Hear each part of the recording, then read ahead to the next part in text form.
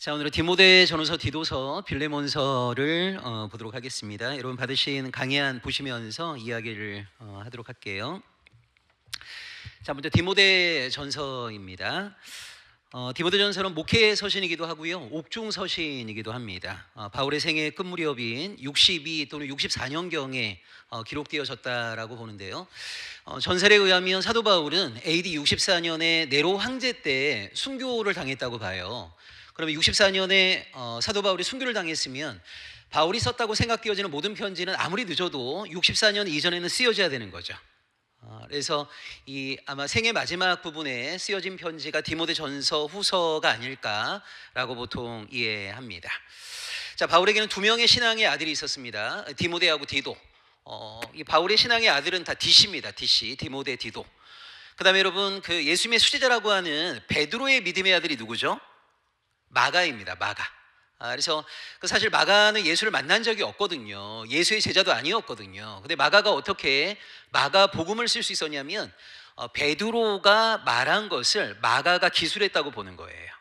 그래서 베드로전서 5장 13절에 보면 베드로가 마가를 자기의 믿음의 아들이라고 얘기합니다. 전설에 의하면 베드로가 말년에 이제 로마에 가서 사역하게 되는데요. 베드로가 로마에서 사역을 할 때 그 베드로의 통역을 마가가 담당했다고 합니다. 그래서 이 베드로의 어떤 사역의 긴밀한 동역자로 마가가 함께하게 되었는데, 아마 베드로가 죽기 전에 자신이 경험했던 예수 사건들, 또 예수의 말씀들, 이런 것들을 말로 풀게 되면 그걸 마가가 쓰지 않았을까. 그래서 마가는 예수의 제자가 아니었음에도 불구하고 마가복음이 정경으로 인정받을 수 있었던 중요한 이유는, 사람들이 마가복음은 쓰기는 마가가 썼지만 거의 누가 쓴 거나 마찬가지예요? 베드로가 쓴 거나 마찬가지인 거죠. 여러분, 왜냐하면 로마서를 실제 더디오라는 사람이 쓴 거거든요. 근데 우리는 왜 로마서의 저자를 바울이라고 생각합니까? 바울이 말한 거를 더디오가 쓴 거죠. 마찬가지로 마가복음도 베드로가 말한 거를 마가가 쓴 것이 아닐까. 그래서 베드로의 믿음의 아들은 마가이고, 이 바울의 믿음의 아들이 바로 디모데하고 디도입니다.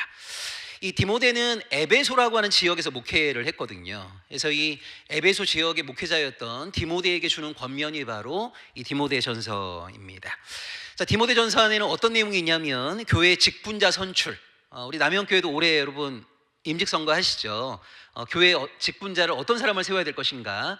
그 다음에 목회와 관련된 전반적인 조언들이 이 디모데 전서 안에 있습니다. 그래서 이 목회자였던 디모데에게 목회를 어떻게 해야 되는지, 교회의 지도자는 어떤 사람을 뽑아야 되는지, 이런 내용을 담고 있기 때문에 이거를 목회서신이라고 하는 거고, 이 목회서신을 어디에서 썼어요? 감옥 안에서 썼단 말이에요. 그래서 목회서신인가 동시에 옥중서신이라고 부르는 겁니다. 자, 바울은 교회를 확대된 가족 공동체로 이해를 합니다. 그러니까 우리 가정이 있잖아요. 이 가정이 조금 더 확대된 것을 교회라고 생각을 해요. 그러니까 바울은 어떤 입장이냐면, 가정을 잘 다스린 사람이 결국은 교회의 지도자가 돼야 된다, 이런 입장을 가지고 있습니다. 여러분, 우리도 이런 이야기 많이 듣죠. 교회는 예수로 인해서 한 가족된 공동체이다. 나와 너가 아무 상관이 없고 심지어 성도 다르고 피 한 방울 섞이지 않은 사람들이지만 예수라고 하는 존재 때문에 우리가 만나게 되었고, 예수 안에서 우리가 한 가족이 되었다, 이런 이야기를 많이 합니다. 제가 어쨌든 1년 내내 여러분 여러 교회를 다니잖아요. 다니면서 이 교회가 어느 정도 서로가 긴밀한가라고 하는 것을 나름대로 판단하는 저희 어떤 잣대가 하나 있는데, 그게 뭐냐면 보통 목사님들이 설교하기 전에 뭐 이런 거 많이 합니다. 우리 옆에 있는 분들하고 서로 인사하실까요? 하면서 아유 아름다우십니다. 뭐 소개도 없는 이야기 막 해요, 서로.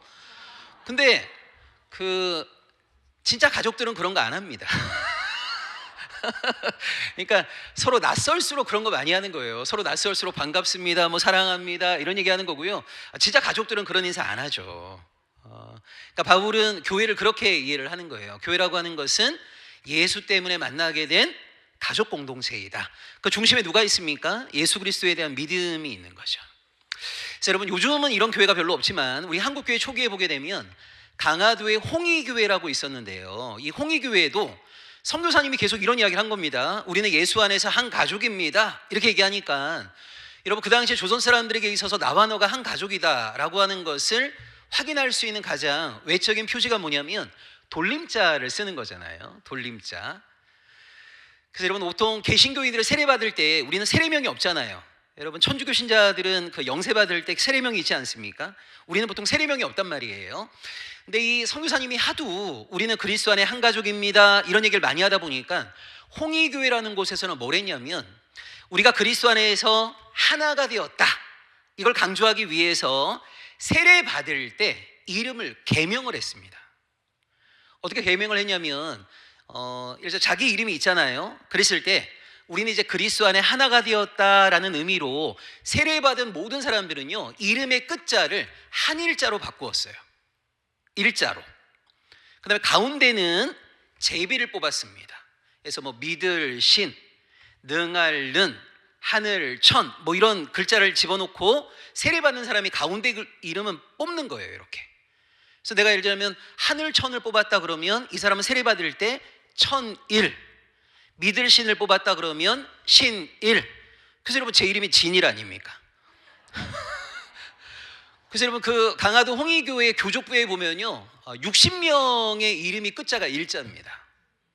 일자. 그래서 그 당시 강화도에 있는 사람들이 이 홍익교회 교인들을 뭐라고 불렀냐면 검은 개라고 불렀어요. 왜 검은 개라고 불렀냐면 그 어느 날 할아버지하고 삼촌하고 아들이 같은 날 세례받은 거예요.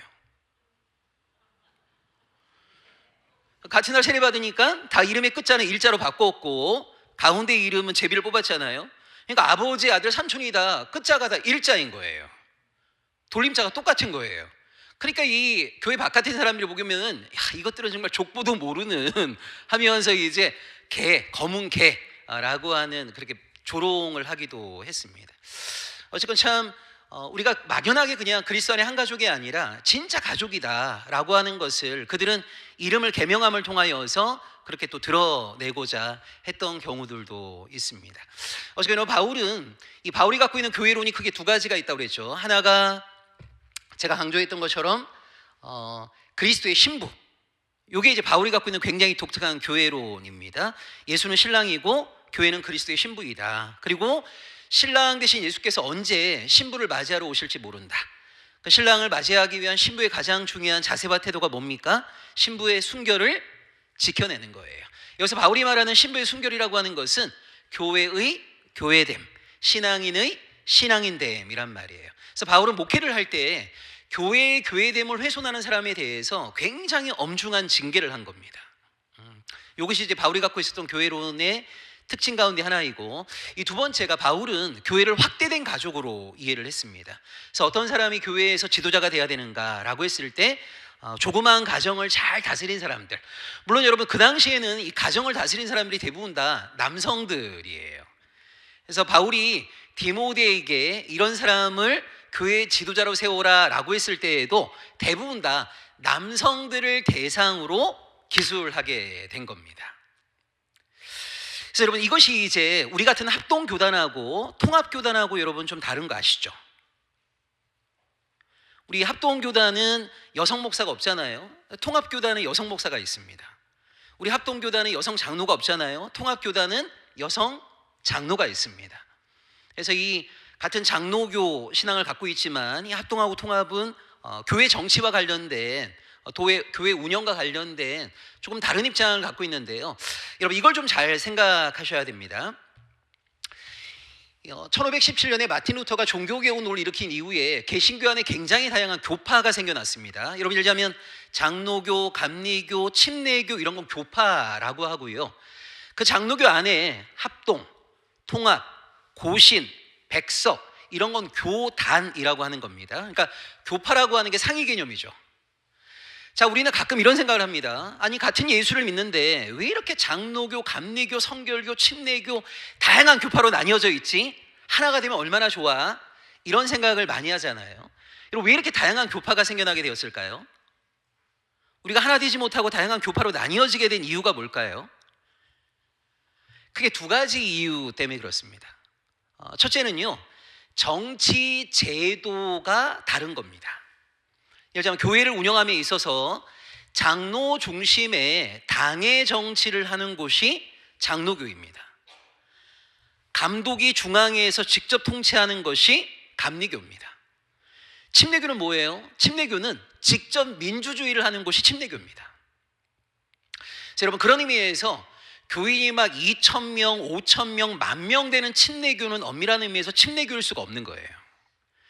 원래 침례교는 어떤 곳이냐면 교회에 중요한 사안이 있을 때마다 모든 교인들이 함께 모여갖고 직접 민주주의를 하는 것이 침례교란 말이에요. 근데 여러분, 얼마나 웃기냐면 우리나라에는요, 감리교, 침례교, 심지어 순복음에도 장로가 다 있습니다. 그럼 장로교죠. 그게 너무 웃긴 거예요. 그러니까 원래는 사실은 어떤 정치 제도를 채택할 것이냐에 따라서 이런 교파가 나뉘어지게 된 것이고, 또 하나 중요한 것이 뭐냐면 이 성경이 여러분 굉장히 방대한 책 아닙니까? 이 방대한 체계에서 각자가 보다 중요하게 생각하는 것이 조금씩 다른 겁니다. 여러분, 예를 들자면 우리는 장로교인이지만 감리교인들 이단이에요, 아니에요? 여러분, 어떻게 생각하십니까? 자, 나는 장로교인입니다. 감리교인 이단입니까, 아닙니까? 아니죠. 근데 여러분, 처음에는요, 장로교가 감리교가 서로를 막 이단시했습니다. 자, 우리 실족할 수 있기 때문에 이렇게 공식적으로 손을 들지 마시고 마음속으로 한번 들어보세요. 네, 왜냐하면 실족할 수 있거든요. 자, 예수 그리스도의 십자가의 죽음이 이 땅에 있는 모든 죄인들을 위한 대속의 죽음이다 라고 생각하시는 분들 마음쪽으로 한번 손 들어보세요.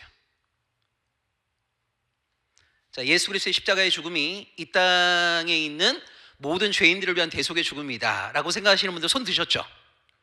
자, 지금 손 드신 분들이 감리교인 겁니다. 장로교는 뭐예요? 그리스도의 십자가의 죽음은 영원전부터 구원받기로 예정된 자들만을 위한 제한 속죄라고 보는 게 장로교입니다. 다르죠? 다르죠. 근데 이거 보시면 왜 우리가 장로교하고 감리교가 서로 이단이라고 하지 않냐면, 감리교가 주장하는 내용도 성경에서 충분히 지지받을 수 있는 내용인 거예요. 우리 장로교가 주장하는 내용도 성경 안에서 충분히 지지받을 수 있는 내용인 겁니다. 그래서 우리가 서로를 이단이라고 하지 않는 거예요. 근데 각자가 강조하는 것이 조금 다릅니다. 여러분, 예를 들자면 통합 측에서 여성 목사를 인정하고 여성 장로를 인정한다고 해서 통합이 이단이에요? 우리 여기 옆에 있는 고척교회 통합이잖아요. 여러분, 고척교회 이단인가요? 아니죠. 그러니까 같은 장로교 안에서도 여성 목사를 인정하는 교단도 있고 인정하지 않는 교단도 있어요. 그런데 성경 해석이 다른 겁니다. 그것 때문에 서로를 이단시하지는 않습니다. 그래서 우리가 보통, 여러분, 내가 가지고 있는 것만이 정통이고 이것만이 정답이고 나와 다른 모든 것들을 다 이단시하거나 문제시하게 되면 굉장히 위험한 겁니다. 굉장히. 그러니까 어떻게 보면 여러분, 개신교 안에 굉장히 다양한 교파가 있다고 하는 것은요, 여러분, 만약 개신교 안에 장로교만 있었다고 생각해 보세요. 장로교의 신앙만을 우리가 주장했다고 생각해 보세요. 그러면 성경 안에 나와 있는 굉장히 풍요로운 내용 가운데 우리는 일부만을 주목할 수도 있는 거예요. 그러니까 감리교도 생겨나고 침례교도 생겨나고 다양한 교파가 생겨남을 통하여서 그동안 장로교가 주목하지 못했던 매우 중요한 내용을 그들을 통해서 우리는 배울 수 있게 된 겁니다. 그래서 여러분, 절대 내가 가지고 있는 이것만이 정답이다, 가장 옳다, 나와 다른 모든 것들은 잘못된 것이다, 이런 사고는 굉장히 위험합니다. 굉장히. 그래서 여러분, 예를 들자면 우리 이제 합동교단에는 여성 목사가 없어요. 여성 장로가 없습니다. 통합은 있잖아요. 이거는 성경 해석을 통해서 이렇게도 볼 수 있고 이렇게도 볼 수 있는 가능성이 있기 때문에 이렇게 선택을 하게 된 거지, 어느 교단의 선택만이 정답이다, 이렇게 이해하시면 안 됩니다. 자, 예를 들자면 디모데전서 2장 12절을 한번 보세요. 여기 일단 펴주시고, 자, 제가 좀 어려운 이야기인데 여러분, 중요한 이야기를 좀 하나 드리려고 합니다. 여러분, 디모데전서나 디도서에 보게 되면요, 교회의 지도자를 선택함에 있어서 남성만이 지도자가 될 수 있는 것처럼 말합니다. 자, 왜 그러냐면 여러분, 바울이 디모데와 디도에게 편지를 보낼 때는요, 철저하게 가부장제 사회였어요. 한 집안의 가장은 무조건 남성이었죠. 사람들이 모여 있는 곳에서 누가 리더십을 발휘합니까? 남성들만 리더십을 발휘할 수 있었습니다. 여러분, 예를 들자면 미국 교회에서 한 300년, 200년 전에 교회 안에서 어떤 리더를 탄생한다라고 했을 때 흑인이 리더가 될 수 있습니까? 말도 안 되죠. 교회의 리더는 항상 누구예요? 백인인 거죠. 백인. 혹시 여러분 자유감리교회라고 들어보셨습니까? 감리교회 앞에 자유라는 말이 붙어요. 자유감리교회입니다. 여기 자유는 뭐에 대한 자유일까요? 감리교는 감리교인데 앞에 자유가 붙어요. 뭐에 대한 자유일까요? 교회당에서 아무데나 앉을 수 있는 자유입니다. 자, 이 말이 무슨 말이냐면, 여러분 아마 이런 얘기 들으면 좀 생소하실 텐데, 불과 200년 전만 해도요, 좌석은 다 돈을 주고 사게 되어 있었습니다. 마치 여러분 오페라 보실 때 R석이 있잖아요. 뭐 이런 것처럼. 그래서 비싼 좌석은요, 사방에 울타리가 있어갖고 아무도 거기 못 들어갑니다. 열쇠로 잠겨 있습니다. 그걸 이제 미리 사는 겁니다. 연말에 내가 뭐 3천만 원 주고 그 자리를 사요. 그럼 이제 나만 거기서 예배드릴 수 있는 겁니다. 백인들이 앞자리에서 예배드리죠. 흑인들은 저 뒤에서 예배드리게 되어 있었어요. 이거를 타파한 곳이 바로 자유감리교회입니다. 200년도 안 됩니다. 그러니까 여러분 보시면 백인들이 앉을 수 있는 자리하고 흑인들이 앉을 수 있는 자리는 철저하게 구별되어 있었거든요. 근데 이거를 타파하고 아무데나 앉을 수 있다라는 자유를 내세운 것이 바로 자유감리교회인 거예요. 제가 무슨 말씀을 좀 드리려고 하는 거냐면, 인류의 역사가 굉장히 오랜 세월 동안 가부장 사회였는데, 여러분 가부장 사회에서는요, 남녀가 절대 평등하지 않았어요. 당연히 어떤 집단의 리더는 남성이 돼야 된다라고 하는 게 보편적인 사고였습니다. 자, 흑인들을 노예로 부려먹던 사회 속에서 흑인과 남성이 모여있는 곳에서 흑인이 리더가 될 수 있었습니까? 말도 되지 않는 이야기죠. 항상 리더는 백인이 돼야 되는 거죠. 근데 여러분 21세기 지금 우리가 살고 있는 세대는 이걸 더 이상 옳다고 인정하지 않거든요. 그러니까 여러분 대한민국도 여성이 대통령도 됐잖아요. 지금은 인식이 많이 바뀌었습니다. 자, 여기서 이제 여러분이 중요한 이야기를 하나 보셔야 됩니다.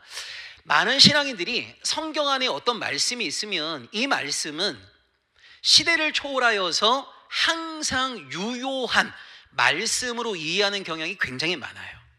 그 가운데 저희가 오늘 보려고 하는, 예를 들자면 여자는 교회에서 잠잠하라. 자, 디모데전서 2장 12절 한번 볼까요? 자, 이거는 이제 여성 목사를 반대하는 분들이 가장 좋아하는 성경 구절이 바로 이겁니다.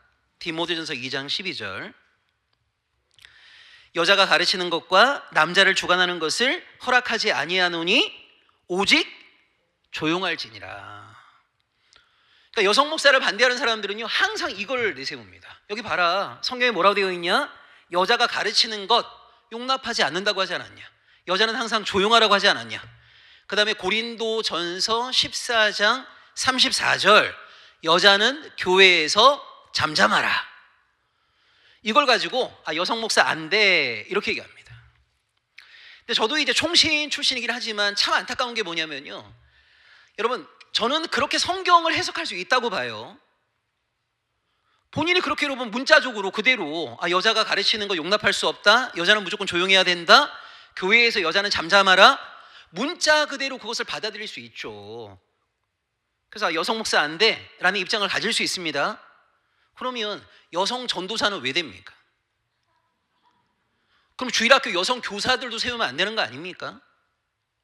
그러니까 저는 일관성 없음이 진짜 우리의 문제라는 생각이 들어요.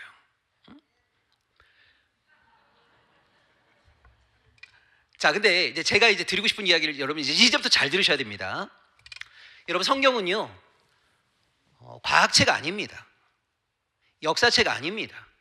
성경은 1차적으로 계시의 책이라고 말하거든요. 이걸 여러분 꼭 기억하셔야 됩니다. 성경은 이 땅이 어떻게 창조되게 되었는지 우리에게 과학적으로 알려주는 과학책 아니에요. 이스라엘 역사를 우리에게 세세하게 알려주는 역사책 아닙니다. 성경의 가장 중요한 기능은 뭐냐면 하나님의 뜻이 무엇인가를 우리에게 알려주는 계시의 책입니다. 여러분, 계시라고 하는 게 뭐죠? 그동안 우리에게 알려지지 않았던 하나님의 뜻이 밝히 드러나는 것을 계시라고 합니다. 자, 근데 여러분, 계시라고 하는 게 성립이 되려면 두 가지 조건을 꼭 기억하셔야 돼요. 자, 우리가 이런 얘기를 많이 합니다. 하나님은 하늘에 계시고 인간은 땅에 거한다. 자, 이런 얘기를 많이 해요. 이 말은 무슨 말이냐면 하나님과 우리 인간 사이에 엄청난 질적 차이가 있다, 이런 말이에요. 하나님은 하늘에 계시고 인간은 땅에 있습니다. 자, 하늘에 계신 하나님과 땅에 있는 사람이 만남을 가지려면 두 가지 방법밖에 없습니다. 하나님께서 자기를 낮추셔서 우리를 만나러 오시던가, 우리가 하나님이 계신 곳으로 올라가서 하나님을 만나던가. 제3의 방법은 하나님도 요만큼 내려오시고 우리도 요만큼 올라가고.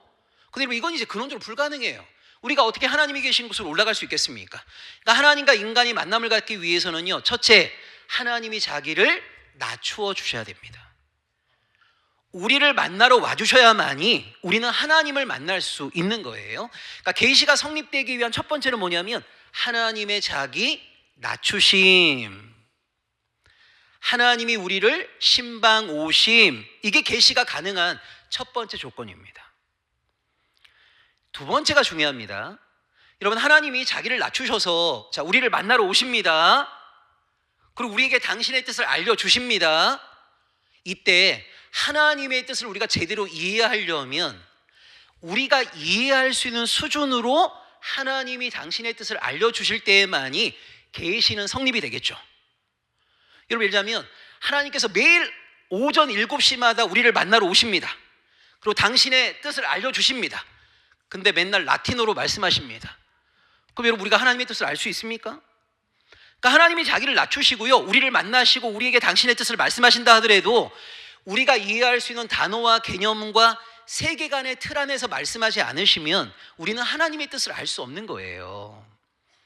자, 계시가 성립되기 위한 두 번째는 뭐냐면 하나님이 먼저 자기를 낮추셔야 됩니다. 우리를 만나러 와주셔야 됩니다. 그리고 사람들이 이해할 수 있는 수준으로, 그들이 이해할 수 있는 언어로, 그들이 이해할 수 있는 내용으로 말씀하실 때에만이 하나님의 계시는 성립되는 거란 말이에요. 여러분, 이걸 잘 기억하셔야 돼요. 우리가 구약을 읽어보게 되면요, 노예 제도를 인정하는 것처럼 보입니다. 여러분, 사라에게도 몸종이었던 하갈이란 여인이 있었잖아요. 이것만 보게 되면 성경도 제도, 종이나 노예로 사람을 부려먹는 것을 당연하게 생각하네. 그 다음에 교회의 지도자는 항상 남성입니다. 이걸 여러분 오해하시면 안 되는 것이 하나님의 말씀 때문에 노예 제도라는 게 생겨난 게 아닙니다. 하나님의 말씀 때문에 가부장제라고 하는 남성 중심의 가치관이 형성된 게 아니에요. 이미 가부장제와 노예제가 존재하는 상황 속에서 하나님이 말씀하신 거란 말이에요. 그런 상황에 살고 있는 사람들에게 하나님이 당신의 뜻을 알려주신 겁니다. 그러면서 그들을 서서히 하나님의 수준으로 끌어올리려고 하시는 거거든요. 하나님은. 이걸 여러분이 오해하시면 안 돼요. 그러니까 성경 안에 가부장제도 있고 노예제도 나온다고 해서 하나님의 말씀 때문에 그런 것이 이스라엘 공동체에 존재했던 것이 아니라 이미 노예제가 존재하고 있던 상황 속에서 하나님의 말씀이 주어진 겁니다. 근데 하나님 뭐라고 말씀하십니까? 노예도 하나님의 형상대로 지음받은 존귀한 존재라고 말씀하시잖아요. 남성 중심의 사회 속에 하나님의 말씀이 주어진 거예요. 그래서 하나님 뭐라고 말씀하십니까? 남성과 여성 모두가 하나님의 형상대로 지음받은 존귀한 존재라고 말씀하시는 거란 말이에요. 우리가 오해해서는 안 되는 것이 뭐냐면 하나님의 말씀 때문에 그런 왜곡된 제도가 생겨난 게 아니에요. 그런 제도가 존재하고 있던 상황 속에서 하나님이 당신의 뜻을 알려주신 거예요. 근데 계시가 성립되기 위해서 뭐가 필요하다고요?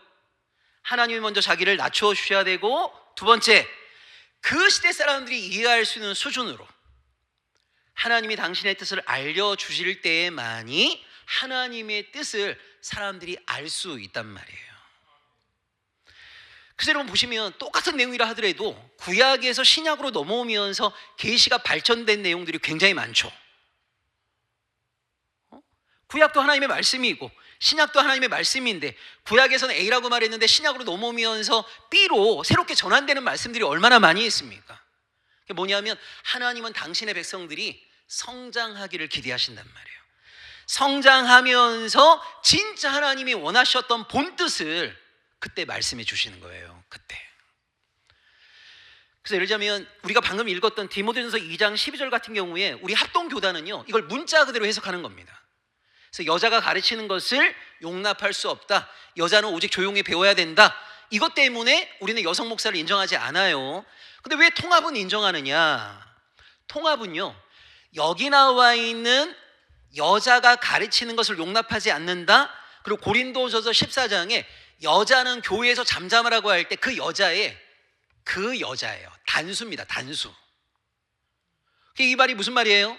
당시 고린도 교회 안에 문제를 일으키는 여자가 있었단 말이에요.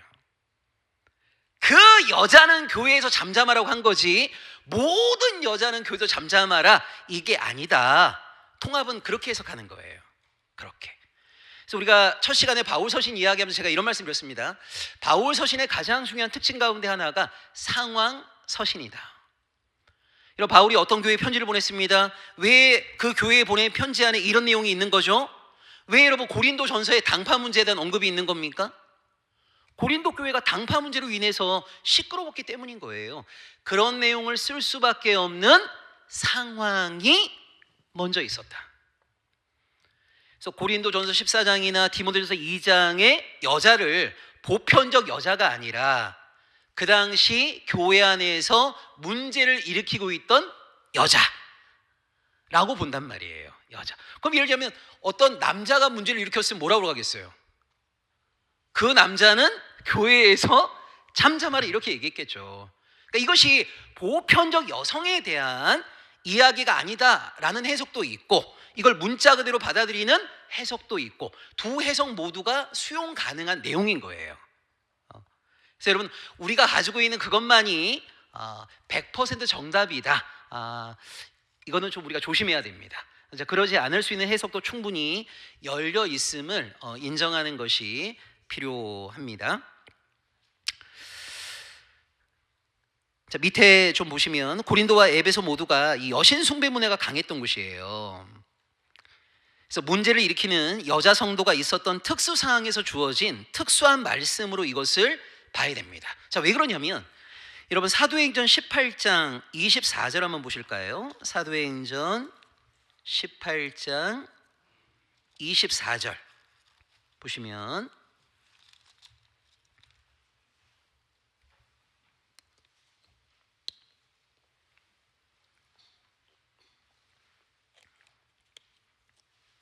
자, 사도행전 18장 24절부터 26절에 보면 이런 내용이 나와요.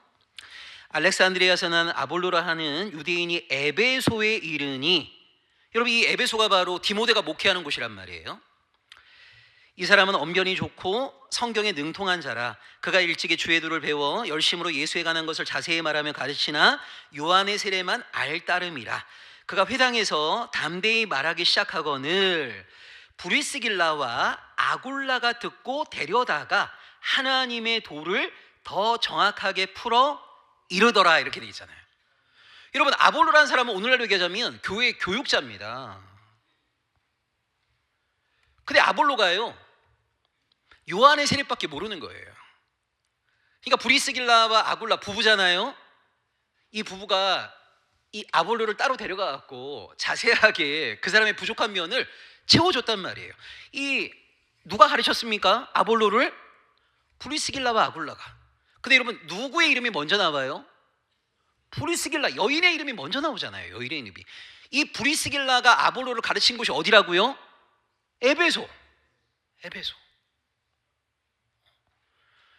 그래서 우리 바울 서신에도 보게 되면 베베, 유오디아, 순두계 굉장히 탁월한 여성 리더들이 많이 등장합니다. 그러니까 남성이냐 여성이냐가 아니라 하나님께서 각자에게 주신 은사에 따라 교회 공동체 안에서 그 은사에 맞는 사역을 하는 것이 가장 아름다운 거죠. 그래서 우리가 디모데전서 2장과 고린도전서 14장에 나와 있는 여자는 교회에서 잠잠하라 이런 이야기들이 그냥 보편적 여성에 대한 이야기가 아니라 그 당시 고린도 교회 안에 문제를 일으키고 있던 여성, 에베소 교회 안에 문제를 일으키고 있던 여성이 있었다는 상황 속에서 바울이 그 여성은 교회에서 잠잠하라, 그 여성이 가르치는 것을 용납하지 않는다, 이렇게 해석할 수 있는 가능성도 하나 있고, 또 우리 합동교단처럼 문자 그대로 이것을 해석할 수 있는 가능성도 하나 있는데, 그럼에도 불구하고 사도행전 18장에 보게 되면 실제 에베소에서 아볼로라고 하는 교육자를 누가 가르쳤느냐라고 했을 때 브루스길라라고 하는 여성이 가르쳤다. 이것이 성경에 기록되어 있잖아요. 그러니까 여인이 누군가를 가르치는 사례가 있는 거란 말이에요. 그것도 에베소에서. 그래서 성경 전체적인 것을 보게 되면 그런 은사를 가지고 있는 사람이 그 은사를 잘 활용하는 것에 대해서 격려하고 지지하고 박수를 보내지, 너는 여자니까 절대 뭐뭐 하면 안 돼, 이렇게 얘기하는 것은 너무 성경을 한 구절만 너무 강조하는 모습이 아닐까, 이렇게 볼 수 있습니다. 자, 디모데전서 6장 10절을 보겠습니다.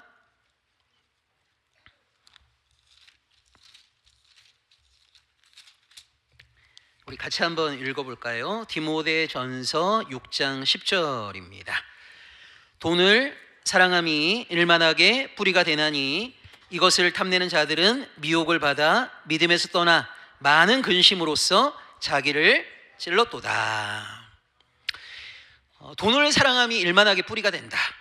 이 얘기는 뭐냐면요, 모든 죄악의 근원을 거슬러 가보니까 거기에 다 돈이 있더라는 거예요. 돈이. 자, 제가 지금 중요한 이야기 하나 드리려고 합니다. 여러분 잘 들어주시기 바랍니다. 우리가 구약을 보게 되면요, 여러분 이스라엘 백성들 전체가 다 하나님 믿는 사람들 아닙니까? 그 다음에 이스라엘에 등장했던 왕들 다 하나님 믿는 사람들 아닙니까? 근데 우리가 잘 알고 있다시피 여러분 구약시대 이스라엘 백성은요, 하나님만을 제대로 믿은 적이 별로 없어요. 하나님도 믿고 바알과 아세라와 다곤과 림몬과 무수하게 다양한 우상들을 겸하여 섬겼습니다. 겸하여. 그래서 가끔 우리가 이런 생각합니다.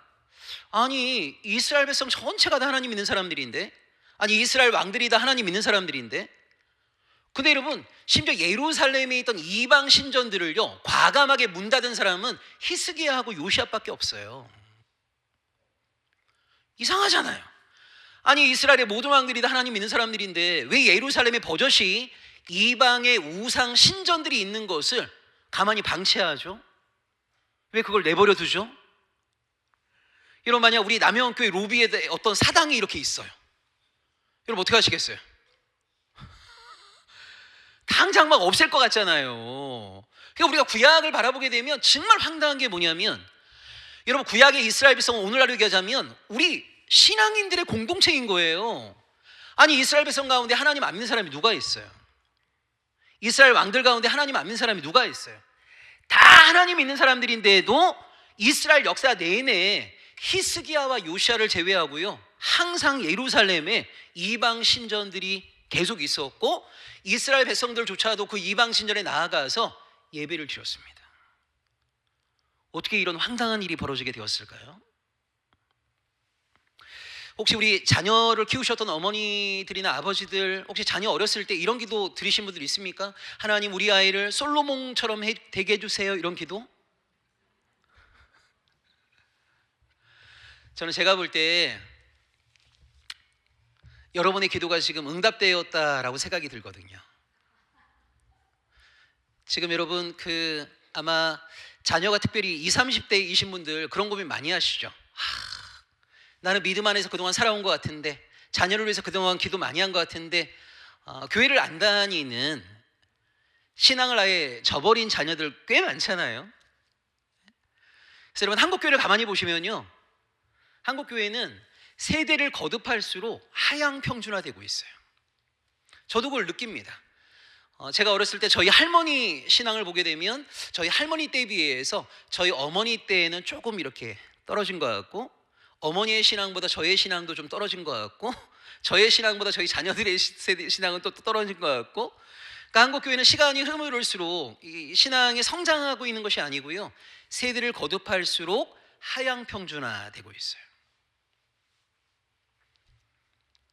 왜 이런 일이 벌어질까? 이런 많은 부모들이 다 자기 자녀가 솔로몬처럼 되기를 막 바랍니다. 솔로몬처럼 지혜가 있기를 바라요. 솔로몬처럼 왕이 되어서 권세를 휘두르기를 바랍니다. 근데 여러분, 많은 신앙인들이 성경을 열왕기상 3장까지만 읽은 거거든요. 열왕기상 3장까지 보면 솔로몬이 하나님께 지혜도 받고 지혜로운 재판하는 이야기. 근데 여러분, 열왕기상 4장부터 11장이 솔로몬 몰락 이야기입니다. 근데 우리 한국 교인들은 열왕기상 3장까지만 읽어요. 3장까지만. 여러분, 심지어 자, 여기 한번 보실래요? 열왕기상 11장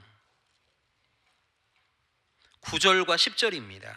열왕기상 11장 9절과 10절.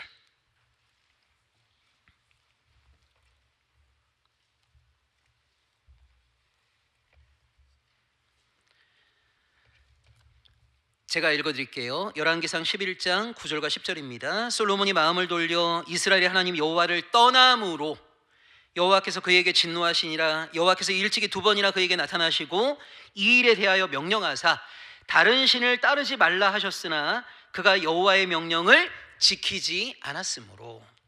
여러분, 열왕기상 11장은 분명히 솔로몬이 하나님을 떠났다라고 얘기해요. 여러분, 솔로몬의 아버지였던 다윗하고요, 솔로몬은 완전히 삶이 다릅니다.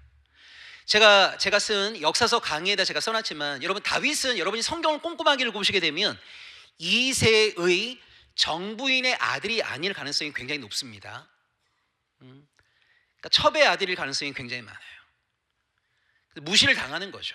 그래서 여러분, 당대 최고의 종교 지도자였던 사무엘이 2세에게 아들들 다 소집시키라고, 그 아들 가운데 한 명에게 기름을 붓겠다라고 했을 때에도 2세가 생각할 때 다윗은 소집시켜야 될 아들 안에 포함이 안 됐습니다. 근데 결과적으로 여러분, 다윗은 이 서자의 아들, 밑바닥 인생에서 출발해갖고 이스라엘 왕까지 올라간 거예요. 다윗은 평생 싸운 사람이었고요, 한 번도 전쟁에서 패배한 적이 없습니다. 그러니까 어떻게 보면 다윗은 자수성가형 인물입니다. 근데 솔로몬은요, 태어날 때부터 금수저를 한 28개 정도 물고 나왔어요. 그리고 아버지가 죽기 전에 갑작스럽게 왕이 됩니다. 근데 여러분, 솔로몬은 이름 자체가 샬롬이잖아요. 솔로몬, 이게 샬롬이거든요. 평화입니다. 평화. 솔로몬은 싸우는 사람이 아니에요. 그러니까 솔로몬이 왕이 되긴 했는데 내가 아버지로부터 물려받은 이 권력을 어떻게 지켜낼 것인가. 이때 솔로몬이 선택한 게 뭐냐면 이스라엘의 대적이 될 수 있는 모든 나라와 사돈을 맺는 겁니다. 그러니까 솔로몬이 뭐 합니까? 이방의 공주들을 다 아내로 맞이하잖아요. 그러면서 여러분, 이방의 공주들을 아내로 맞이하면서 그 아내를 위해서 이방 신전을 예루살렘에 지어준 거거든요.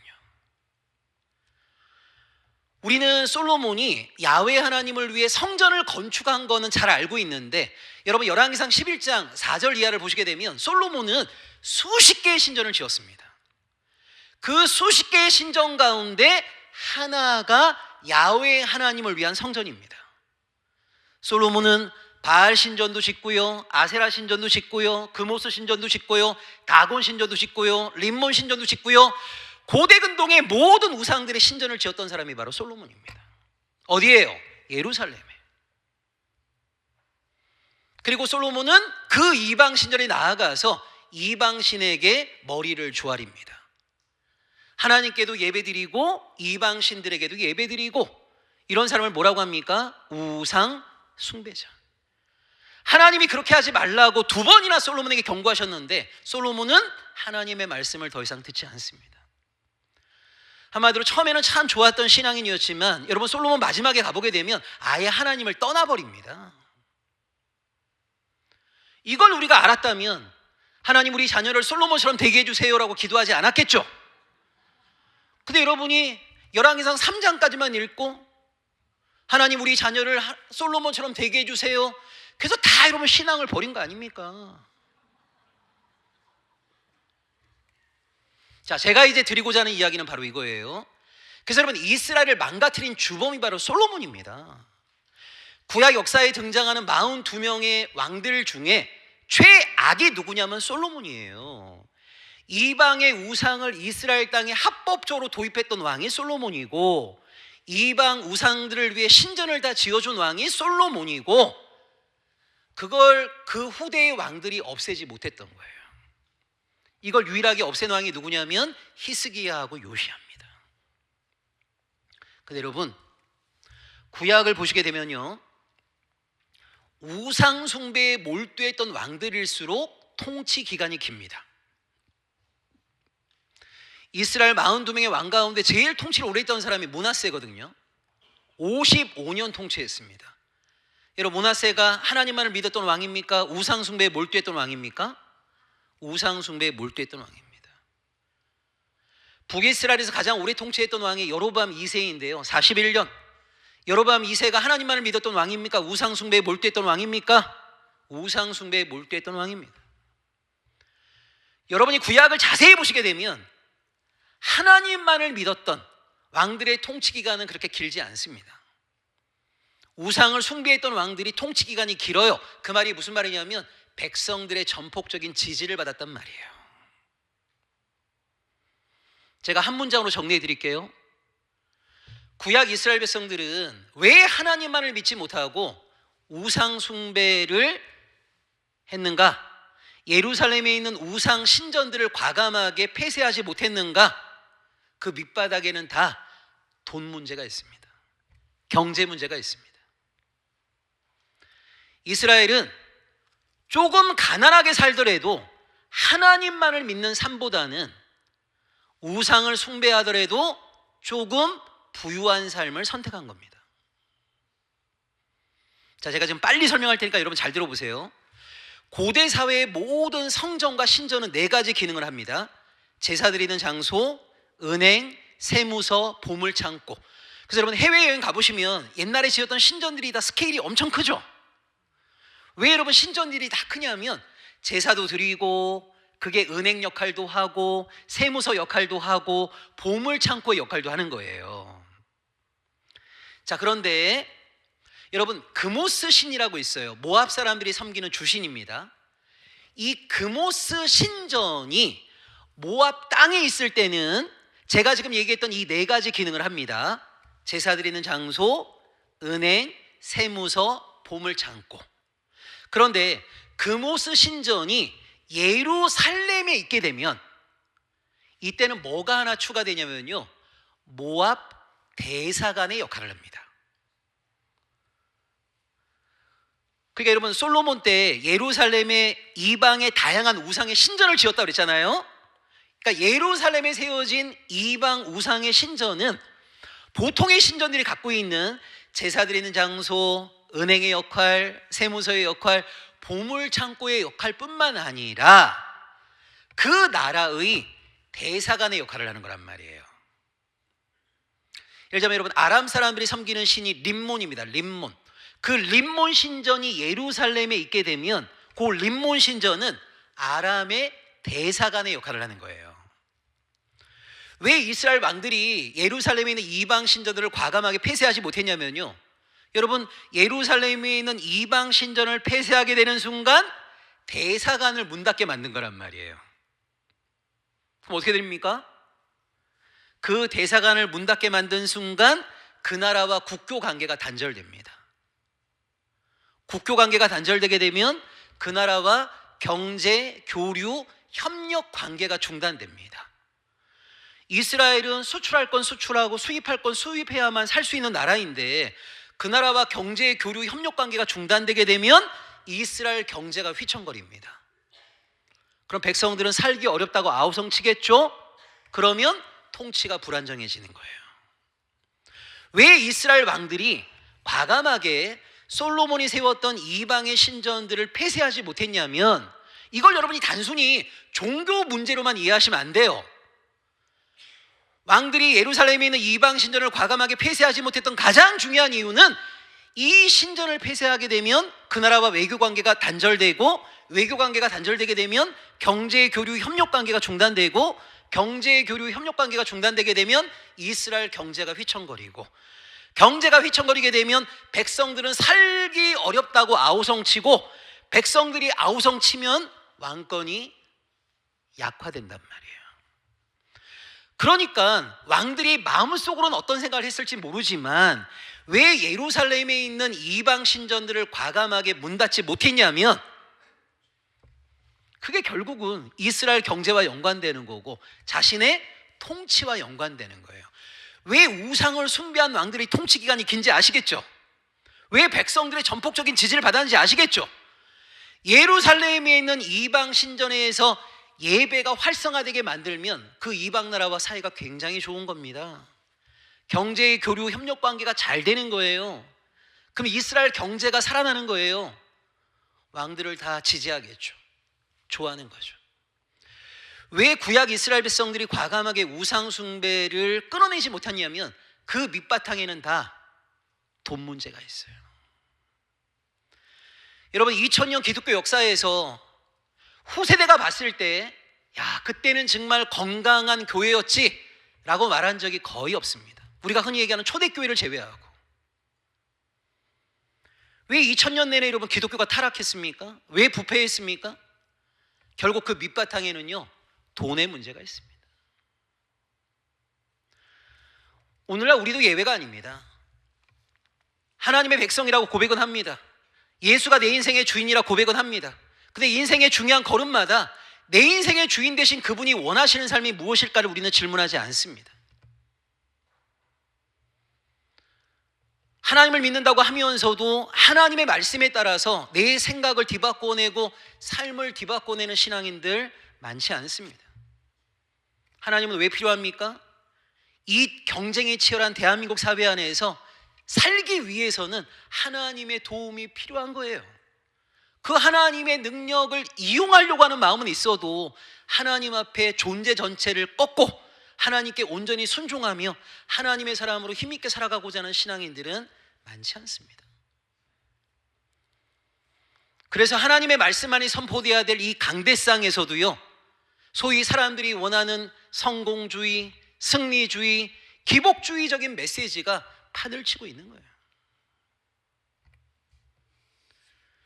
결국 우리가 신앙인답게 살아가지 못하는 가장 중요한 이유, 교회가 교회답지 못한 가장 중요한 이유, 기독교가 기독교답지 못한 가장 중요한 이유, 그 밑바탕에는 결국 돈의 문제가 있어요. 욕망의 문제가 있습니다. 여러분 오늘날 한국교회 돈 사랑으로 인해서 몰락하고 있는 교회의 모습들을 우리가 얼마나 많이 봅니까? 15년 전에 미국의 한 유튜버가 그 목사들 집회할 때요 뭐 시계, 반지, 옷, 신발 이런 걸 클로즈업 해갖고 이게 얼마짜리인지를 막 이렇게 올리는 그런 걸 했어요. 안경 하나가 5천만 원짜리고요, 시계 하나가 1억이고요, 신발 하나가 400만 원이고요.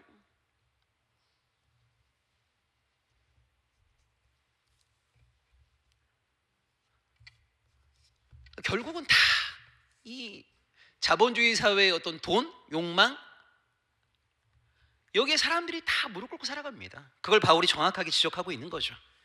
돈을 사랑함이 모든 죄의 근원을 거슬러 가보니까 결국 돈 사랑, 이것이 우리를 망가뜨리는 주범이구나. 그게 바로 6장 10절의 이야기입니다. 자, 이제 디모데후서로 넘어가 보겠습니다. 오늘 마지막 시간이기 때문에 저희 좀 웃으면서 헤어져야 됩니다. 지금 여러분 표정이 너무 이제 어두우셨는데 이러면 다시 제가 남의 학교 오기 어렵습니다. 많이 웃어주시기 바랍니다. 자, 디모데후서를 보도록 하죠. 바울 서신 중에 가장 늦게 쓰여진 편지이고요. 이 유언적인 훈계. 여러분 이 말에도 힘이 있거든요. 말에도 힘이 있는데 그 말의 힘 가운데 가장 엄중한 것이 어떻게 보면 유언 아닙니까? 유언. 그래서 그 바울이 정말 생애 마지막에 그 자신의 믿음의 아들이었던 디모데에게 던졌던 유언적인 메시지가 바로 이 디모데후서입니다. 구약에 여러분 신명기 아시죠? 신명기가 바로 그겁니다. 신명기. 여러분 우리가 보통 신명기 그러면 신의 명령을 기록한 책 이렇게 생각하는 분들이 가끔 계신데 아닙니다. 여러분 거기 신자는요 귀신 신자가 아니라 납신자예요. 납신자. 납신자란 뭐냐면 되풀이한다 이런 말입니다. 하나님의 명령을 되풀이하여 기록한 게 신명기입니다. 그래서 여러분 신명기를 이렇게 읽어보시게 되면 이거 어디서 읽은 것 같은데 이런 느낌이 들어요. 그러니까 신명기에 나와 있는 대부분의 내용들이 출애굽기, 레위기, 민수기에 나온 내용들이 다시 언급되는 경우들이 굉장히 많습니다. 그럼 이런 생각이 들죠. 아니 출애굽기, 레위기, 민수기에 나온 내용을 왜 또 굳이 신명기에 되풀이해서 기록했지? 이유가 뭐냐면 출애굽기, 레위기, 민수기를 듣는 대상과 신명기의 말씀을 듣는 대상이 달라진 거예요. 출애굽기, 레위기, 민수기는요 출애굽 1세대에게 주어진 말씀입니다. 신명기는요 이 출애굽 1세대 가운데 여호수아와 갈렙을 제외한 모든 사람들이 하나님의 심판을 받아 죽었어요. 이제 출애굽 2세대가 남아있는 겁니다. 2세대가. 그래서 모세가 하나님의 부름을 받기 전에 출애굽 2세대에게 마지막 유언적 메시지로 준 게 바로 신명기입니다. 그 신명기에 여러분 가장 중요한 주제가 뭐냐면 실패한 조상들을 본받지 마라 이거예요. 실패한 조상들을 본받지 마라. 신명기를 쭉 읽어보시면 분위기가 굉장히 어둡습니다. 모세는 계속해서 실패한 조상들 본받지 말라고 하는데 본받을 것 같아요. 그럴 수밖에 없는 게 여러분 출애굽 2세대가 어렸을 때부터 누구랑 같이 살았습니까? 할아버지, 할머니, 엄마, 아빠 다 출애굽 1세대들이었잖아요. 그러니까 그들과 함께 살아가면서 결국 그들에게 영향받을 수밖에 없었거든요. 그래서 이 모세의 유언적인 메시지가 바로 신명기이고 바울의 유언적인 메시지가 디모데후서이다 이렇게 이해하시면 되고, 주제는 복음소입니다. 교회 외부의 핍박과 내부의 거짓 가르침이 난무한 불경건한 시대에 담대할 것, 흠없는 지도자로 설 것을 당부하고 있습니다. 자, 디모데후서 3장 5절 볼까요? 디모데후서 3장 5절입니다.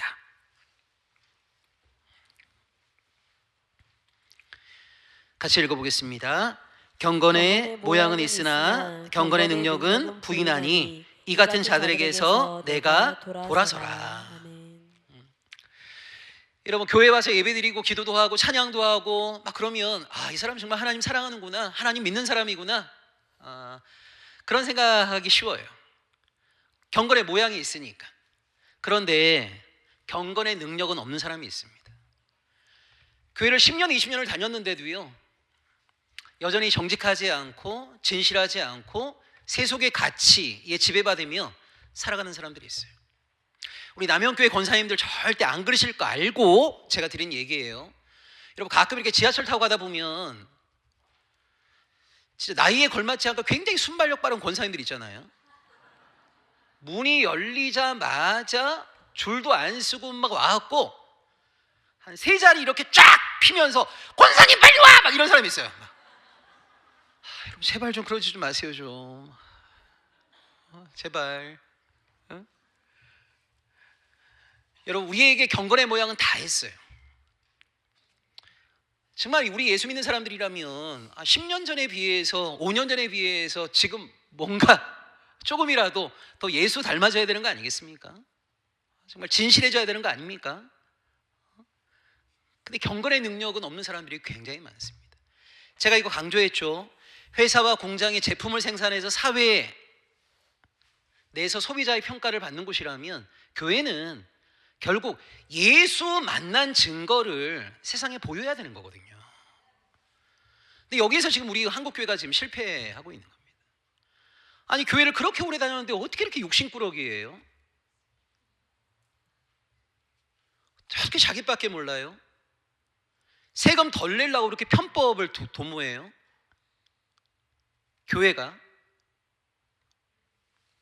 그래서 여러분 가만 보시면요 교회는 다니지만 실천적인 무신론자들이 굉장히 많습니다.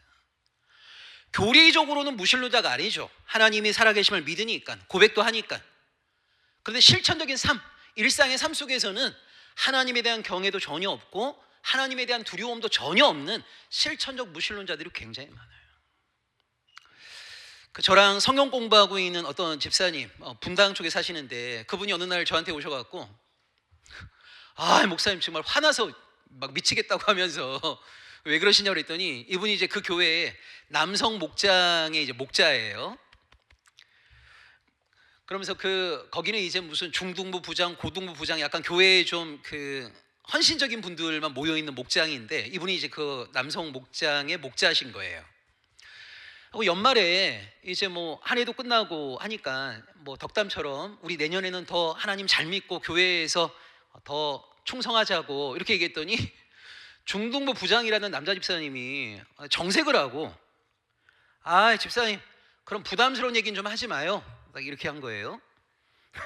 그러니까 이분이 이제 약간 충격받은 거죠. 아니 중등부 부장 이 집사님 교회에서 굉장히 헌신적인 분인데, 그래서 집사님 왜 그러시냐 그랬더니 아이 난 사실 예수 안 믿어요, 딱 그러는 거예요.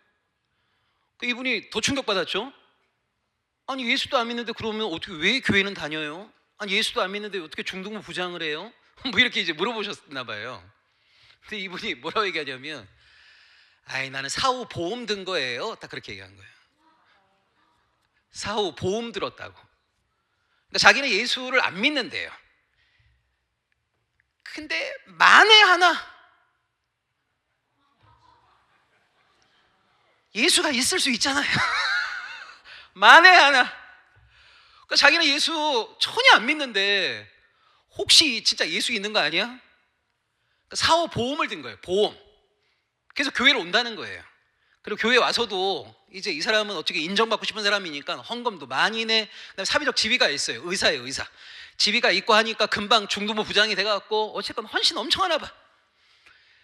교회에선 절대 이런 얘기 안 하겠죠. 근데 이제 그 목장 모임에서 이제 저랑 이제 공부하는 집사님께서 그런 덕담하니까 아 그럼 부담 주지 말라고 하면서 이제 좀 편한 관계가 된 거죠. 이 편한 관계 안에서 난 사실 예수 안 믿어요. 사후 보험 든 거예요. 그 얘기를 듣고 갖고 이분이 너무 흥분해갖고 어떻게 이럴 수 있냐고 막. 그래서 제가 이 흥분하는 집사님께 그런 말씀 드렸어요. 모르긴 몰라도 예수 안 믿는 사람들 교회 안에 굉장히 많다고 그랬어요. 여러분 신앙인들 중에요, 사도행전 2장과 4장에 나와 있는 초대교회를 이야기하게 되면 많은 신앙인들이 이렇게 얘기합니다. 야, 어떻게 그런 교회가 되냐. 자기 스스로도 순종의 상한선을 딱 그어놔요. 여기까지. 여기까지. 여러분 사도행전 2장의 그 놀라운 초대교회가 어떻게 가능했습니까? 성령의 도우심이 있었죠. 하나님께 순종하고자 하는 백성들이 있었죠.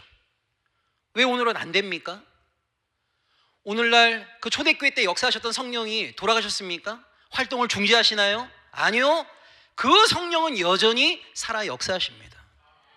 그럼 성경에서 됐던 것이 오늘날 안 되는 가장 중요한 이유는 어디에 있는 거예요?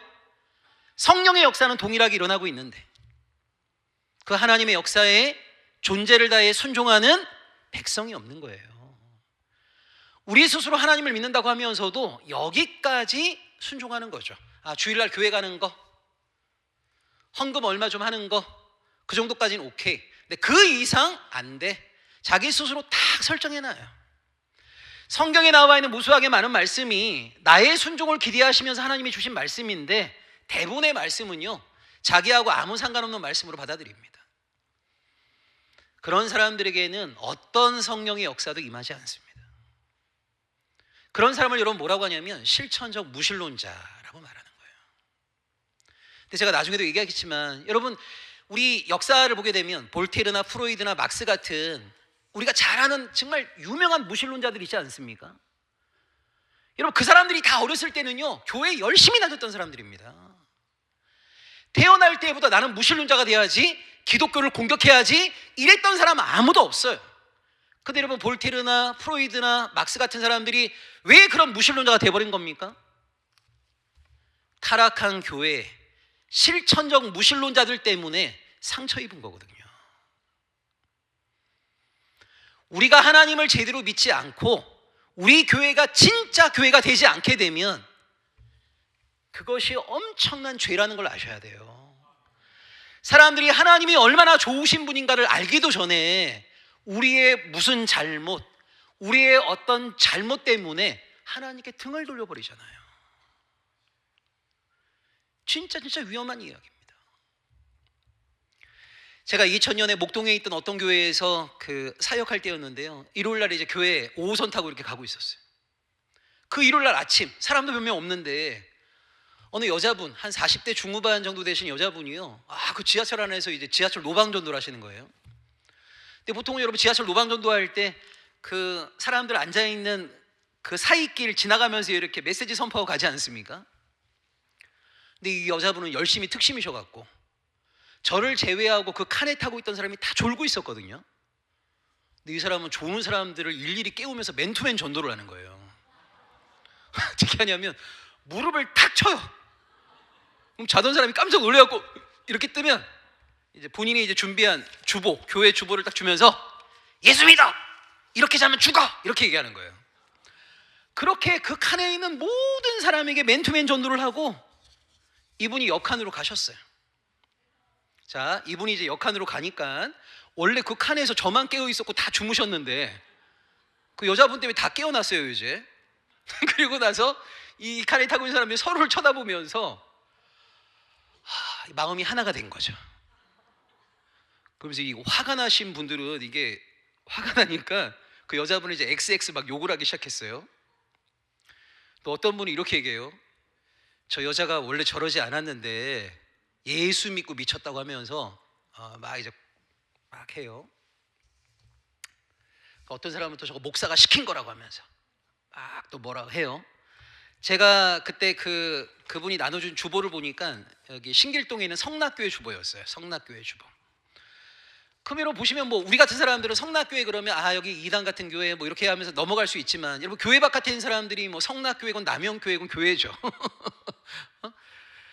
근데 제가 그 어떤 아저씨가 했던 말, 예수 믿고 저렇게 됐다라는 이야기가 제가 그날 좀 충격이었어요. 되게 충격이었는데 그날 제가 이제 그 사건을 경험하면서 어떤 생각이 딱 들었냐면 그 지하철에서 전도하셨던 분이 여러분 1년 내내 그렇게 전도한다고 하면 상상해 보세요. 그래서 1년에 지하철에서 그렇게 10,000명을 만난다고 하면 상상해 보세요. 10,000명. 근데 우리 한국교회는 그동안 뭐를 주목했냐면 실적을 주목했습니다. 실적을. 그럼 여러분 지하철에서 그분이 그렇게 한 10,000명을 만나잖아요. 그러면 한 2명 정도가 진짜 그분의 전도를 받고 교회 갈 수 있어요. 교회. 그럼 여러분 교회에 그분이 왔습니다. 그럼 어떻게 오시게 됐습니까? 뭐 하다 보면 지하철 김 집사님이 전도했구나 이게 드러나요. 그럼 이제 보통 교회에서는 어떻게 했냐면 그동안 목사님이 광고 시간이나 설교 시간에 우리 김 집사님 이렇게 세웁니다. 우리 김 집사님 잠깐 일어나시라고. 그러면서 이렇게 얘기하시죠. 우리 김 집사님 몸도 안 좋으신데, 꼭 몸이 안 좋아요. 우리 김 집사님 몸도 안 좋으신데 눈이 오나 비가 오나 사람들의 조롱과 비아냥을 견뎌내시면서 주의 복음을 선포하시다가 천하보다 귀한 한 영혼을 주님 앞으로 인도하셨다고 하면서 박수. 이런 이야기를 통해서 다른 교인들에게도 제발 좀 김 집사를 본받아라 이런 메시지를 던지는 거죠. 여러분 이것이 어떻게 보면 지금까지 한국교회의 모습입니다. 한국교회는요 이분이 그렇게 사람들의 손가락질을 받으면서도 주의 복음을 전해서 천하보다 귀한 영혼을 주님 앞으로 인도했다고. 이걸 그동안 주목해 왔어요. 한국교회는 그동안 실적을 주목해 온 겁니다. 그래서 물어볼 때도 이런 거 많이 물어봐요. 그동안 몇 명 전도하셨습니까? 이런 거 많이 물어봐요. 근데 한국교회는 뭘 주목하지 못한 거냐면 그분이 그렇게 1년에 10,000명을 만납니다.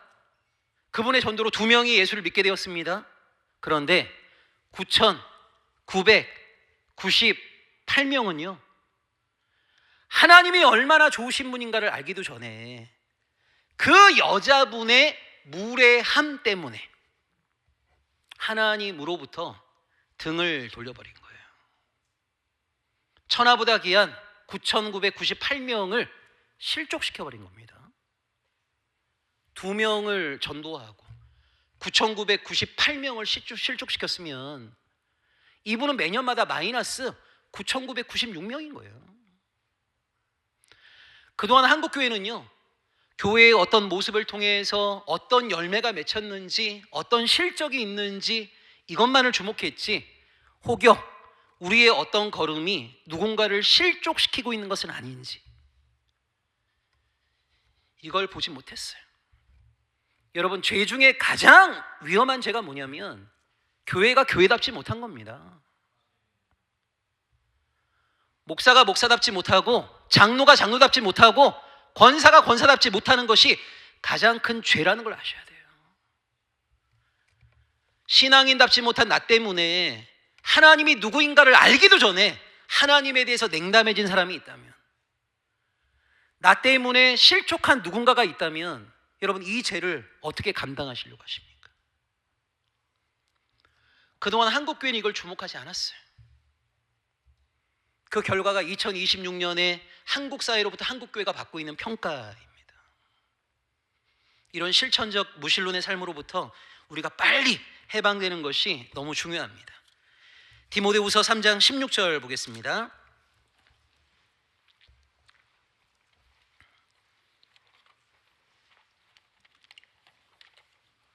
디모데후서 3장 16절 같이 읽죠. 모든 성경은 하나님의 감동으로 된 것으로 교훈과 책망과 바르게 함과 의로 교육하기에 유익하니, 이렇게 돼 있어요.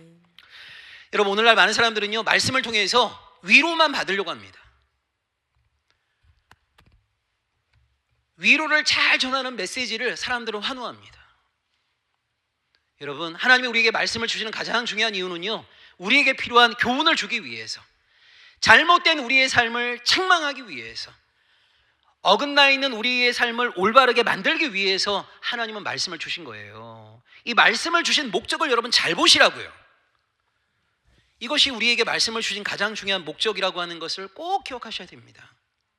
근데 내 삶이 어렵고 힘들다고 해갖고 나를 위로하고 나를 지지하고 나를 응원하고 그런 말씀만 취사 선택하는 거 정말 위험한 거예요.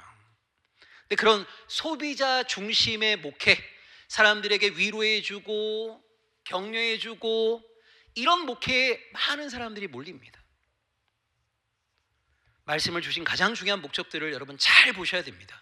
교훈과 책망과 바르게 함과 의로 교육하기에 유익함.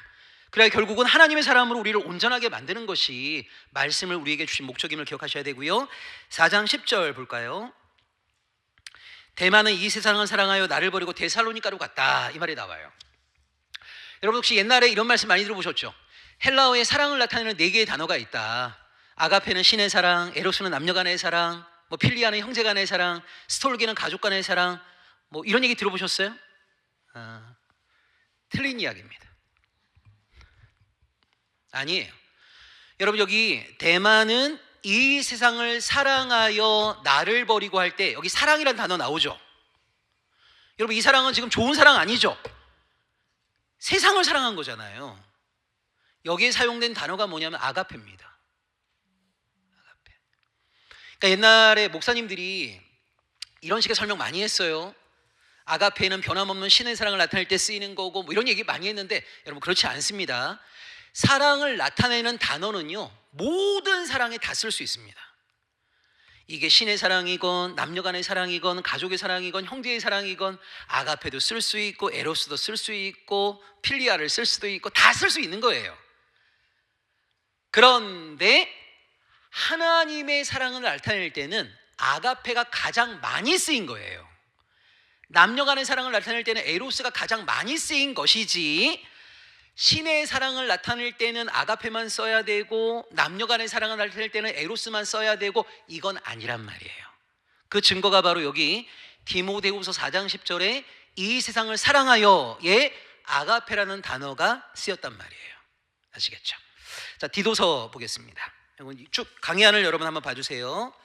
그레데, 우리가 보통 크레타라고 하는데 이 그레데라는 지역 목회자인 영적 아들 디도에게 주는 권면으로 자격을 갖춘 장로를 세우고 진리를 고수할 것을 당부하고 있습니다.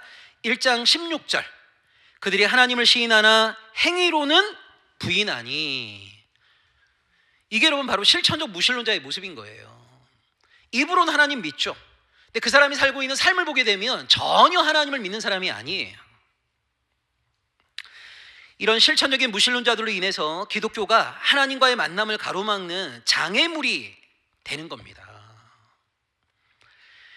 그래서 여러분 타락한 교회로 인해서 상처받은 사람들이 굉장히 많습니다. 제가 볼 때 오늘날 한국 교회가 정말 전도해야 될 영순위는요 300만 명의 가난한 신자들이에요. 교회로 인해 상처 입은 사람들, 신앙인들로 인해 상처 입은 사람들, 그 사람들이 하나님을 완전히 떠난 건 아닙니다. 진짜 교회다운 교회를 찾고 있는 거거든요. 그런 사람들에게 정말 등대 같은 그런 남영교회가 될 수 있기를 간절히 바랍니다. 자, 2장 14절 우리가 아까 읽었습니다. 이 선한 일을 열심히 하는 자기 백성이 되게 하는 것이 하나님이 우리를 구원해 주신 목적입니다. 여기 여러분 선한 일이라고 하는 것은 뭐냐면 하나님이 원하시는 일, 이런 뜻입니다. 그러니까 이걸 여러분 잘 들으셔야 돼요. 자, 하나님이 우리를 구원해 주셨다, 끝이 아닙니다. 하나님이 우리를 당신의 백성 삼아주신 목적이 있어요. 뭐 하라고? 하나님의 사람으로 신실하게 살아가라고. 하나님이 원하시는 선한 일을 하는 자가 되라고 하나님이 우리를 구원해 주신 겁니다. 그래서 여러분, 교회 안에서 우리가 헌신을 다하는 것도 정말 필요하지만 결국 우리가 하나님의 사람이라고 하는 게 드러나야 될 현장은요, 여러분이 사시고 있는 일상입니다. 일상. 그래서 여러분, 옆 이웃들하고 정말 잘하세요. 제가 지금 안양에 살고 있는데 제가 501호에 살고 있거든요. 1층은 필로티이고 8가구가 살고 있는 거죠. 201호부터 502호까지 8가구가 살고 있는데 처음에 한 4년 됐어요. 이사 갈 때 보니까 아무도 서로 인사를 안 하더라고요. 아무도. 그러니까 제가 인사를 하니까 그분들이 저한테는 인사를 해요. 근데 다른 분들끼리는 전혀 인사를 안 해요. 저희 402호에 지금 할머니 한 분씩만 살고 계시거든요. 원래 남편이 계셨는데 돌아가셨어요. 근데 이 할머니들은 혼자 사시다 보니까 진짜 아무것도 아닌데 뭐 집에 문제가 있으면 저한테 항상 전화를 하세요. 그분들도 다 교회를 다녀요. 근데 그분들은 제가 목사인 걸 잘 모르세요. 제가 말 안 하니까. 근데 어쨌건 간에 새벽 3시에도 전화하시고, 근데 가보면 아무것도 아니에요. 너무 쉽게 뭐 이렇게 뚜껑비 집 하나 올리면 되는 건데 불이 안 들어온다고. 그 가서 이거 올려드려. 그러면 그 할머니들은 마치 제가 엄청난 기술자인 것처럼 알고 계세요 지금. 여러분, 겨울에 눈 오잖아요.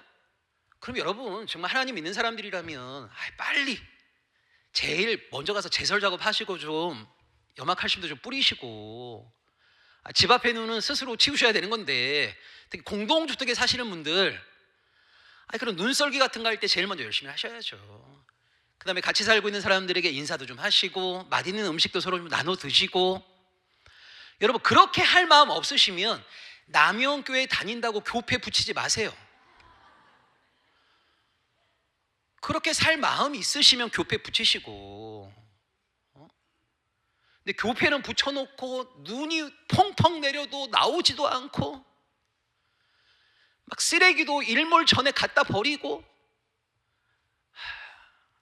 여러분, 이게 다 실족시키는 겁니다. 이게 다.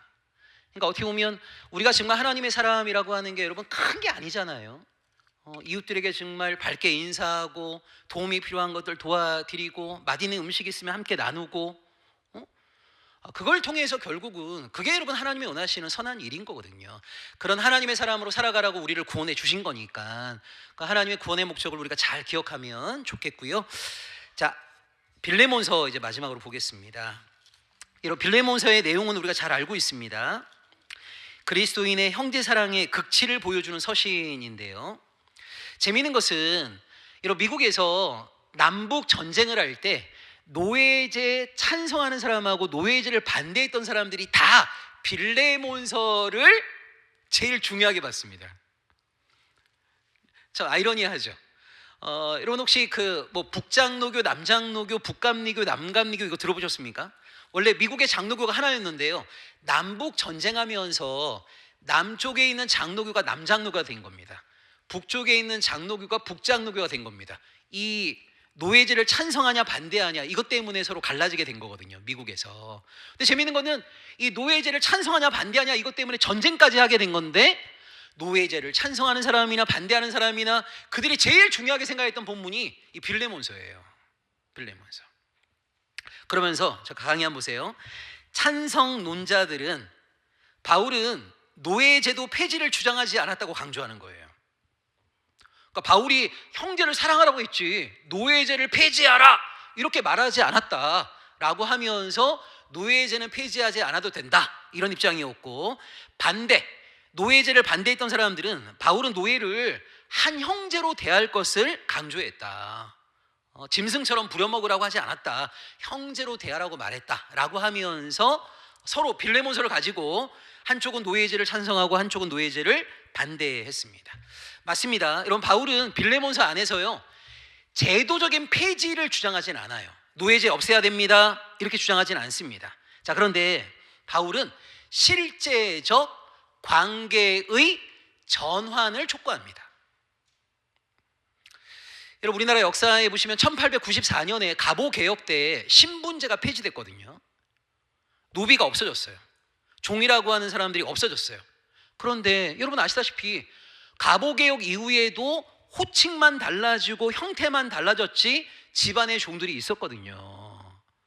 그러니까 이 갑오개혁 때 제도는 없앴지만 형태만 달리할 뿐 그대로 종살이 했던 사람들이 있었단 말이에요. 그러니까 바울이 말하는 건 뭐냐면, 제도를 바꾸는 것보다 훨씬 더 중요한 것은 뭐냐면 만남 속에서 실제적 관계의 전환이 필요하다는 거예요. 짐승처럼 함부로 대하고 말 안 듣는다고 폭력을 행사하고 그랬던 사람이 정말 이 사람을 한 형제처럼 대하는 것, 이런 실제적 관계의 전환이 제도적 폐지보다 훨씬 더 중요하다라고 보는 것이 바로 바울의 입장입니다. 그래서 나머지는 여러분 한번 읽어주시고 그 밑에서 세 번째 줄만 볼까요? 말씀에 순종하는 자들이 많아지게 되면 노예와 주인의 관계는 형제적 우애 관계로 전환이 되어서 사실상 노예 제도는 유지하기 힘들어지는 겁니다. 그래서 여러분, 당시 주인과 종이라고 하는 존재는 도저히 만날 수 없는 그런 관계였는데 바울은 뭐라고까지 얘기합니까? 주인과 종이 그리스도 안에서 하나이다. 이제 더 이상 세상의 제도에 따라서 이 사람은 하대하고 무시하고 그래서는 안 됩니다. 하나님 안에서 한 형제로 대해 주십시오 라고 이제 촉구하고 있는 것이 바로 빌레몬서이고요. 마지막으로 우리 한국교회 초기에 있었던 이야기를 하고 오늘 강의를 마무리하도록 하겠습니다. 여러분, 김제에 가면 금산교회라고 있습니다. 거기 김제 금산교회 가보게 되면 이 조덕삼과 이자익의 이야기가 흐르고 있는데, 이 조덕삼이라는 사람이 누구냐면 그 김제 지역의 유지였어요. 근데 이 사람이 테이트라는 선교사의 전도를 받고 예수를 믿게 되었습니다. 그리고 자기 집 사랑방을 예배 장소로 내놨어요. 조덕삼이라는 주인이 예수를 믿게 되니까 그 집안에 있던 종들도 예배에 참여를 하게 됐습니다. 그 가운데 한 명이 이자익이라는 사람이에요. 이 이자익은 조덕삼이 출타할 때 말을 끌고 갔던 마부였습니다. 마부. 처음에 사랑방에서 이제 예배를 드렸습니다. 교인이 늘어났어요. 조덕삼이라는 이 주인이 자기 과수원을 교회에 헌납했습니다. 자기가 돈을 다 내갔고요, 예배당을 지었습니다. 그리고 조덕삼 마부였던 이자익이 몇 년이 지나고 나서 서리집사가 되었고 또 몇 년이 지나고 나서 안수집사가 되었습니다. 그 다음 뭐예요? 장로인 거죠, 장로. 근데 여러분, 그 당시 한국교회가요, 이 장로 선거 때문에 교회가 굉장히 좀 힘들었습니다. 왜 힘들었냐면 한국교회 초기에 양반들은 거의 없었고요, 천민들, 노비들 이런 사람들이 교회에 많았어요. 그러니까 장로 선거할 때 사람들이 자기 친구 찍은 겁니다. 그러니까 양반하고 천민이 최종부에 올라갔는데 천민이 장로가 되는 경우들이 많았던 거예요. 이것 때문에 이제 우리 양반들이 좀 화가 나신 거죠. 그래서 이 테이트라는 선교사님이 이 금산교회에도 이제 장로를 뽑아야 되는데 다른 교회가 이 장로 선거 때문에 늘 좀 분란이 많으니까, 그래서 테이트라는 선교사님이 노예에다가, 여러분 장로를 선출하려면 노예의 허락을 받아야 되거든요. 노예에다가 우리 교회는 2명 뽑으면 안 돼요 이렇게 물었는데 2명 뽑으라고 그랬어요. 어우, 다행이다. 조덕삼하고 이자익이 되면 되겠다 했습니다.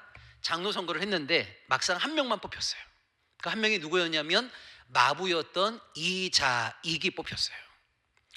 그대로 이 주인이었던 조덕삼하고 마부였던 이자익을 여러분 보시면 뭐 신분의 차이는 말할 것도 없지만 조덕삼이 이자익보다 훨씬 나이가 많습니다. 그리고 여러분, 여태까지 이 금산교회 누가 거의 헌신한 겁니까?